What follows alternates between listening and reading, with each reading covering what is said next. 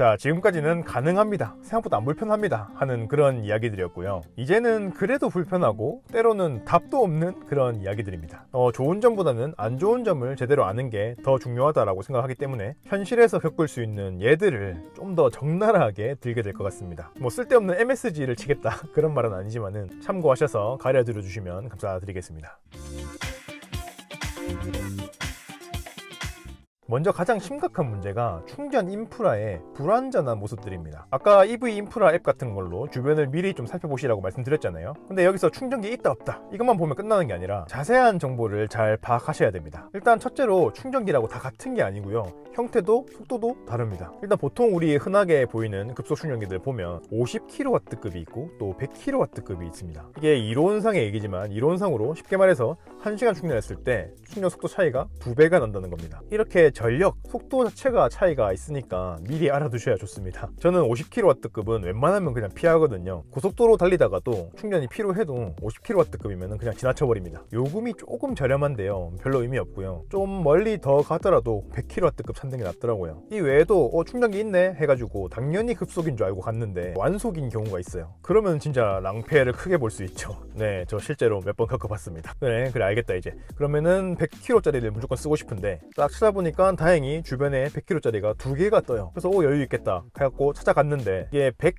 따로 각각 있는 경우는 거의 드물고요. 보통 100kW짜리 하나에 포트가 2개인 거거든요. 그래서 누가 충전을 하고 있으면은 동시에 같이 충전을 하면은 속도가 반밖에 안 나옵니다. 뭐 지금까지 말씀드린 거는 뭐 환경부 포함해서 전기차 충전기 보급에 박차를 가하고 있으니까 시간이 곧 해결해 줄 거다라고 일단 믿긴 하는데 이것보다 더 심각한 문제들이 이제 있습니다. 바로 둘째로 충전기의 상황이 일정하지가 않다는 겁니다. 주유소 같은 경우에는 변수가 그렇게 많지가 않죠. 가끔 빨리 문을 닫아버렸다거나 아니면 뭐 폐업을 했다거나 그런 일들을 겪기도 하지만 일단 도로의 개방형으로 보통 존재를 하니까 뭐 헛걸음하거나 갇힐 일은 없고 실패하면은 뭐 근처에 어딘가나 있으니까 딴 데 가면 되고 또 뭐 갑자기 이거 주유기 고장났는데요 이래갖고 안 되는 일은 거의 없잖아요. 반면에 전기차 충전소는 정말 변수가 다양합니다. 제가 보고 들은 일들도 있고 실제로 겪은 일들도 지금 포함되어 있습니다. 자, 충전기가 있다고 떠 있어서 달려갔는데 이게 건물 안에 있는 거예요, 충전기가. 근데 시간이 늦어가지고 건물이 문을 닫아가지고 못 들어가는 겁니다. 이런 경우 진짜 많습니다. 24시간 안 되는 경우 당연히 많고요.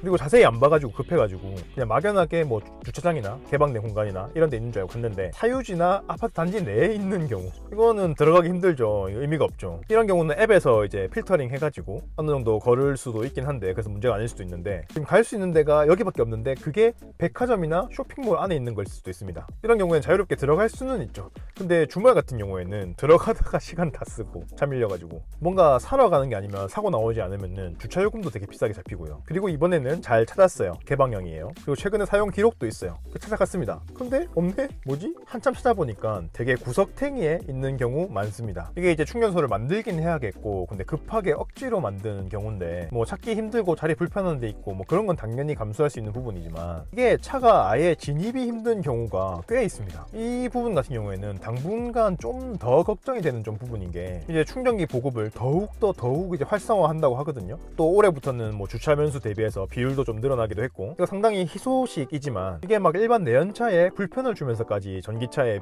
편의를 봐주는 거는 옳지 않은 방향이기도 하고 그렇다고 또 주차 면수를 충전소로 바꾸는 게 아니라 뭐 자투리 공간 같은 거를 그냥 변형시켜가지고 억지로 늘려나가는 그런 방향으로 나간다면은 이 인프라라는 것의 질은 떨어질 수밖에 없거든요. 어쨌든 정리해가지고 이 충전기가 정확하게 어디 어떻게 설치가 되어 있는지 그를 파악해 둘 필요가 있습니다. 단순히 충전기의 존재만 아니라 뭐 몇 층에 있고 어디에 있고 어떤 상태이다 하는 정보들 EV 인프라 앱 같은 경우에는 밑에 내려가지고 유저들의 댓글 있거든요. 그것까지 잘 살펴야 됩니다. 근데 여기까지는 좀 파악이 되고 대처가 될 수가 있어요. 이어서 세 번째, 충전기 관리 상태가 좋지 않은 경우가 또 많습니다. 이게 현재 가장 심각한 문제고요. 앞으로도 가장 심각한 문제가 아닐까 싶습니다. 이 EV 인프라든 뭐든 간에 이 충전기의 상태까지는 어느 정도 파악을 할 수가 있는데 그 관리 상태까지 알기는 힘듭니다. 유저들이 올리는 댓글 같은 경우에도 좀 많이 안 쓰는 충전기 같은 경우에는 옛날 정보만 남아있는 경우가 많아요. 지금 당장의 실시간 상태와는 다른 경우가 종종 있습니다. 다른 경우도 되게 많고 심지어는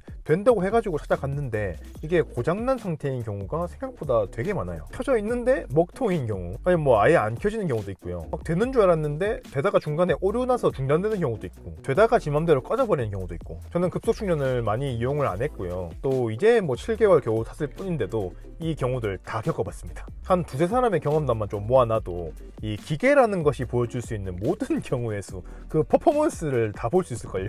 그런 말 들어보셨을 겁니다. 이 민간 충전 사업자가 보조금 받으려고 양쪽으로 설치만 해놓고 이 관리는 제대로 안 하는 경우가 많다고요. 맞는 말이고요. 꼭 민간 사업체만 그런 게 아니라 이 환경부에서 설치하는 충전기들도 관리 상태가 썩 좋지만은 않습니다. 관리 주체가 안 하고 못 하고 뭐 당연한 문제지만 사용자들이 좀 함부로 사용하는 것도 이 충전기 상태를 빨리 떨어뜨리게 만드는 것 같습니다. 막 바닥에 던져져 있고 열려 있고 꼬여 있고 뭐 이게 비 맞는다고 전기 통하고 고장나고 뭐 그러는 건 아니지만은 비 오는 날에 물에 잠겨 있는 것도 봤어요. 진짜 그 전기차 충전기 되게 두껍고 시커멓잖아요. 진짜 무슨 아마존의 아나콘다인 줄 알았어요. 근데 이 아나콘다를 구출을 하는데 이 감전이 안 된다고 해도 이게 사람 마음이 너무 찌릿찌릿 너무 불안한 거예요. 어쨌든 이게 야외에 덜렁 있으니까 맨날 비 맞고 먼지 맞고 이래서 또 관리도 안 되고 사람들도 막 쓰고 그 상태를 실시간으로 뭐 CCTV 같은 걸로 알기도 힘들고 이 환장의 4종 세트 콜라보로 현실적으로 불편함들이 생기는 겁니다. 이렇다 보니까 급기야는 지역별로 오픈 단톡방 그걸 파셔가지고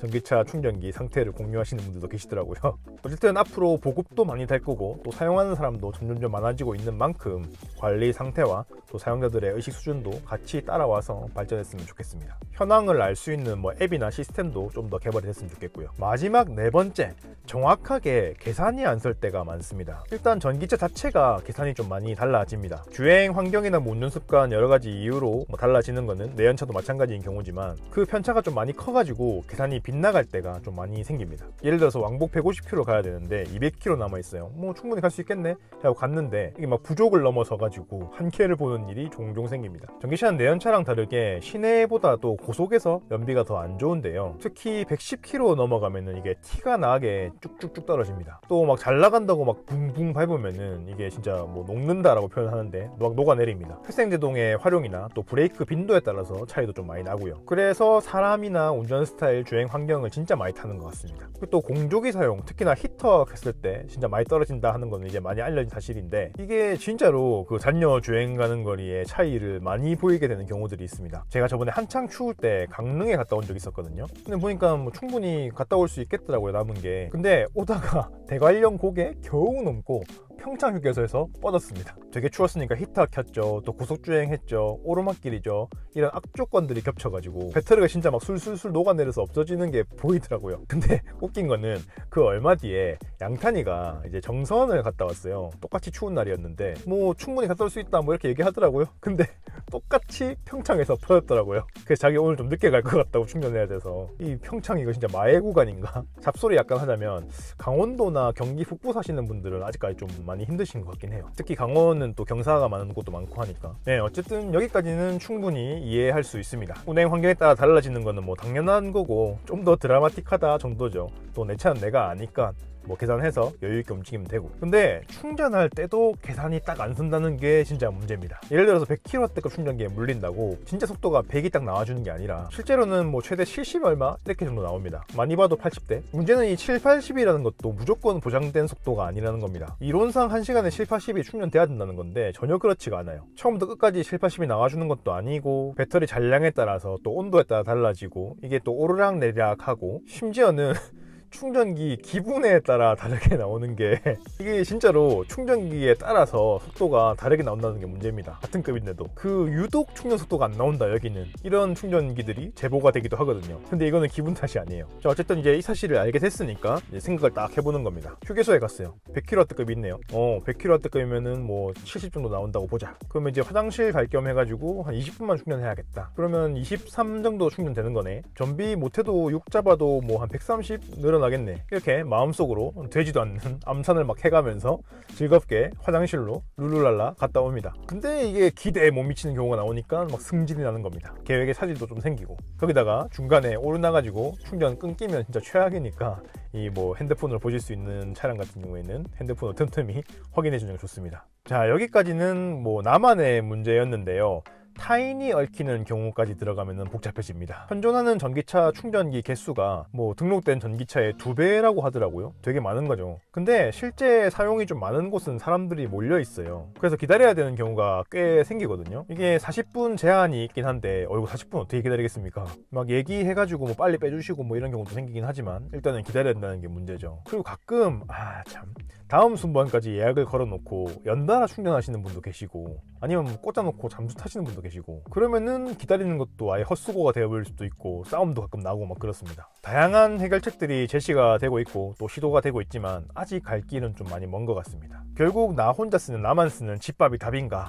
답이죠. 훨씬 낫죠. 근데 또 그렇지만 않은 게 집밥도 진짜 나만 쓰는 집밥이 아니라면은 또 상황이 녹록치가 않습니다. 제가 쓰는 파워큐브 이동형 같은 경우에는 뭐 기둥마다 좀 많이 설치가 될 수 있는 게 되게 장점인 부분이지만 주차에 전기차만 될 수 있다 이런 강제성을 띠고 있진 않아가지고 집에 늦게 오면은 자리가 없어가지고 충전을 못하게 되는 일이 많습니다. 그게 또 이렇게 뭐 몇 개의 블록으로 이렇게 묶어가지고 한 개치가 또 정해져 있어가지고 충전기가 많다 해도 같은 블록 내에 동시에 누가 충전을 하게 된다면은 이게 충전이 제한되고 막 그런 경우도 있습니다. 이 경우는 실제로는 딱 한 번밖에 안 겪어보긴 했는데 앞으로 또 많이 저희 동에 전기차 타시는 분들이 생기게 되면은 좀 경쟁이 아니라 불편함들이 생길 것 같습니다. 서로 뭐 증설을 하면 된다고 하긴 하던데 아직은 잘 모르겠고요. 제가 처음 전기차 샀을 때 저희 단지에 전기차가 저 포함해서 2대 있었습니다. 근데 지금 6개월 지나니까 7대인가 8대인가 있는 것 같아요. 그래도 이제 고정형 충전기 같은 경우에는 요즘 배려를 좀 많이 해주시고 부담스럽게 플래카드도 막 붙이고 이러셔가지고 그래도 웬만하면 비워주시고 이렇게 하긴 한데 이것도 저녁 8시 이후로 들어오면 얄짤없습니다.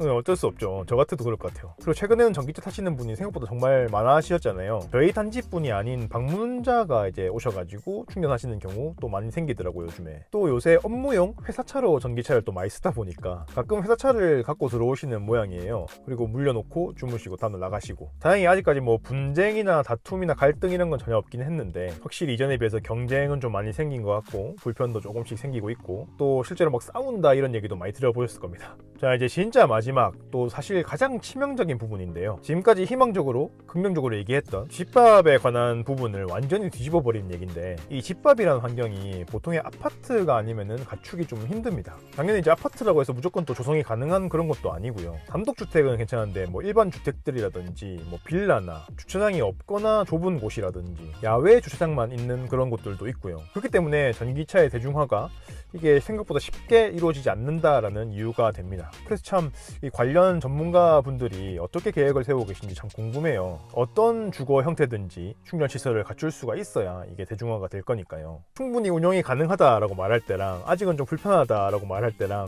온도 차이가 좀 많이 컸던 것 같습니다. 아무래도 이제 부정적인 게 더 귀에 잘 들어오고 저도 문제점을 좀 더 적극적으로 알리고 싶다라고 말씀을 드렸었고 구체적인 예시도 불편한 경우를 더 많이 들었기 때문에 문제점이 더 많이 부각됐을 것 같은데요. 판단은 보시는 분들이 자유롭게 하시는 거지만 이 화자의 뜻을 굳이 한 번 더 밝히자면 저는 개인적으로 표현의 강약과는 별개로 충분히 탈만하다라는 게 최종 입장입니다. 제가 뭐 집밥이 있어서 그런 거기도 하지만 집밥 없이 일부러 초반에 이제 운영을 해보기도 했는데 그때도 그렇게 불편하진 않았거든요. 제가 좀 이제 마음을 열고 전기차를 운영하겠다라고 생각을 했으니까 그런 겁니다. 제가 7개월 한 26,000km 타본 바 불편할 때 임팩트가 확실히 좀 세긴 합니다. 그것 때문에 저도 지금까지도 이제 볼트 선택을 계속 고민을 하고 있는 거고요. 하지만 편리하고 좋은 나날들이 대부분이라는 겁니다.